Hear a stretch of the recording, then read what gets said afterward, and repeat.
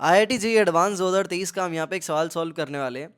Solve करने से पहले मैं उन स्टूडेंट से माफ़ी मांगना चाहूँगा जो लोग कॉम्प्लेक्स सवाल सॉल्व करना पसंद करते हैं, बिकॉज ये नहायत ही आसान सवाल होने वाला है और ये जी एडवांस का सवाल है। इस सवाल से हम सीखने वाले हैं कि इतने इजी क्वेश्चन को 1,11,000 बच्चे छोड़ सकते हैं। जी हाँ, बिल्कुल सही सुना, 1,11,000 बच्चों ने इस सवाल को अनआंसर्ड छोड़ दिया था और 33,000 लोगों ने सही किया था और 35,000 ने गलत किया था।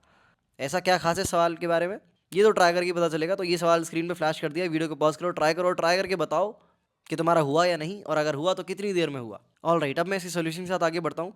यार देखने में क्लियरली पता चल रहा है ये हमारी एक लीनियर डिफरेंशियल इक्वेशन है जिसे सॉल्व करना है और उसको सॉल्व करने के बाद उसकी मैक्सिमम वैल्यू निकालनी है। और ये तो इसने y इक्वल टू 2 लाइक 2 पे 7 वैल्यू आ रही है, इसकी निकालने के लिए इसने दिया हुआ है। तो सॉल्व करना मैं फट से शुरू करता हूँ, बहुत ही छोटा सा इसका सोल्यूशन होने वाला है।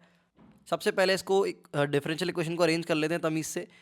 एक्स स्क्वायर माइनस 5 पे से मैं डिवाइड मारूंगा हर तरफ, तो ये D Y D X alone रह जाएगा और यहाँ पर बन जाएगा 2x divided by X square minus का 5 साथ में मल्टीप्लाइड बाय वाई बराबर यहाँ पर हमारे पास हो जाएगा 2x multiplied by X square minus 5। समझ रहे हो, एक एक्स स्क्वायर माइनस 5 को मैं उस साइड लेके आऊँ तो ये मेरी प्यारी सी छोटी सी एल डी बन गई है। यहाँ पर हम सबसे पहले कैलकुलेट करेंगे इंटीग्रेटिंग फैक्टर, जिसकी वैल्यू हमारी होने वाली है ई की power integration minus 2x divided by X square minus 5।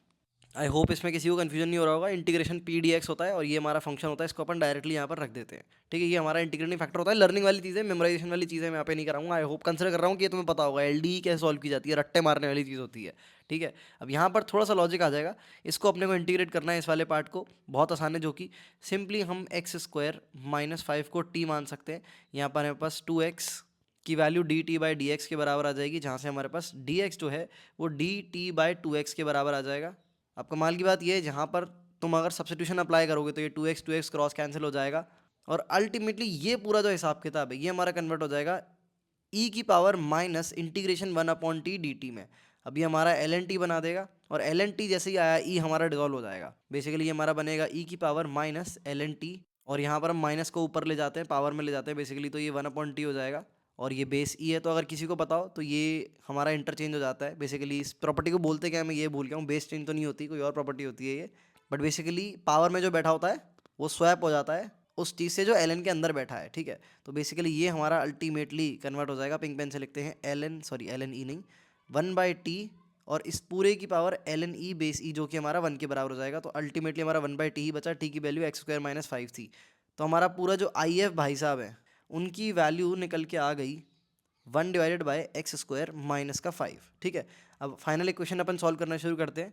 तो यहाँ पर हमारे पास हो जाएगा y के साथ मल्टीप्लाई में इंटीग्रेटिंग फैक्टर आएगा, जो कि हमारा एक्स स्क्वायर माइनस 5 का लाइक डिनोमिनेटर में दे रखा है, और साथ में आ जाएगा इंटीग्रेशन ऑफ, वही हमारा इंटीग्रेटिंग फैक्टर एक और बार आएगा, उसके साथ मल्टीप्लाई करना होगा हमें ये वाला फंक्शन। तो इंटीग्रेटिंग फैक्टर क्या था, 1/x² - 5। तो ये जब एक दूसरे से क्रॉस कैंसिल होंगे तो हमारे पास सिंपली -2x बचेगा। तो डायरेक्ट मैं यहाँ पर -2x ही बोल दे रहा हूँ। इतनी तेज़ी से मैंने स्टेप बोल दिया, आधे लोगों के कान के नीचे से निकल गया होगा, वो लोग ध्यान से नहीं सुन रहे थे। वापस बैक जाओ, जो मैंने बोला उसको समझने की कोशिश करो। फॉर्मूला नहीं पता है तो जाके गूगल से देखो, तुरंत फोटो देखो कैसे इंटीग्रेटिंग फैक्टर कैलकुलेट होता है और फाइनल इक्वेशन का सॉल्यूशन क्या होता है। ये सब नहीं पता होगा तभी कंफ्यूज हो रहे होगे, वरना मान ही नहीं सकता मैं तुम इसमें कंफ्यूज हो जाओ। ऑल राइट, अब ये हम सॉल्व करेंगे फाइनली। तो यहाँ से हमारे पास आ जाएगा y divided by X square minus 5 बराबर माइनस का एक्स स्क्वायर साथ में प्लस का c। इसकी c की वैल्यू अपने को कैलकुलेट करनी है, तो उसने ऊपर ऑलरेडी हमें डाटा दे रखा था कि x की वैल्यू 2 पे y जो है हमारा 7 के बराबर आ रहा है। तो यहाँ से हम c कैलकुलेट करेंगे तो हमारा 3 के बराबर आ जाएगा। तो अल्टीमेटली जो हमारा ओवरऑल फंक्शन है उसकी वैल्यू हमारे पास आ जाएगी y is equals to 5 minus X square multiplied by X square plus 3। अब बस हमें इसका मैक्सिमम फाइंड करना है। इसमें थोड़ी सी क्रिएटिविटी लगा सकते हैं जो मुझे थोड़ी अच्छी लगी, रेस्ट इट्स वेरी इजी। तो मैक्सिमम निकालने के लिए सेम फंडा अपन दोबारा अप्लाई करेंगे, इसको डिफरेंशिएट कर देंगे। प्रोडक्ट रूल से डिफरेंशिएट कर सकते हो या फिर पूरा खोल के भी डिफरेंशिएट कर सकते हो, चॉइस इज योर्स। तो ये हमारा y है। जैसे ही हम dy by D x calculate करने की कोशिश करेंगे तो वो हमारी क्यूबिक इक्वेशन बनेगी, जो कि होगी -4x multiplied by x minus 1 multiplied by x plus 1 के।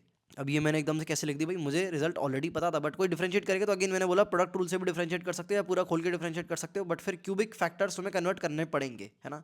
लाइक इतने आसान रूट आ रहे हैं, एक 1 आ रहा है, एक -1 आ रहा है, एक 0 आ रहा है, तो बहुत ही आसान क्यूबिक आ रही है, फैक्टर करना कोई बड़ी बात नहीं है। इसके बाद हम मैक्सिमा निकालने की कोशिश करेंगे। इसका मैं साइन प्लॉट कर लेता हूँ, साइन ग्राफ प्लॉट कर लेता हूँ, कहाँ पर फंक्शन डिक्रीजिंग है इंक्रीजिंग है। तो सबसे पहले 1 को प्लॉट करेंगे, उसके बाद 0 को प्लॉट करेंगे, उसके बाद हम -1 को प्लॉट करेंगे। तो क्योंकि ये जो साथ में माइनस साइन भी लगा हुआ है, तो जनरली वेवी कर्व जो है ध्यान रखना ऊपर से आता है, बट क्योंकि माइनस साइन लगा हुआ है तो अपन वेवी कर्व को नीचे से लाएंगे, ठीक है।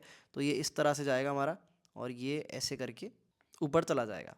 तो यहाँ पर इस पार्ट में बेसिकली ये भाई साहब जो है हमारे पॉजिटिव है, -1 से -इन्फिनिटी के बीच में, -1 से 0 के बीच में ये नेगेटिव है। एफ डैश एक्स की बात हो रही है, बेसिकली फंक्शन इंक्रीजिंग डिक्रीजिंग इसकी बात कर रहे हैं अपन, अगर कंफ्यूज है। यहाँ पर फिर से पॉजिटिव, यहाँ पर फिर से नेगेटिव।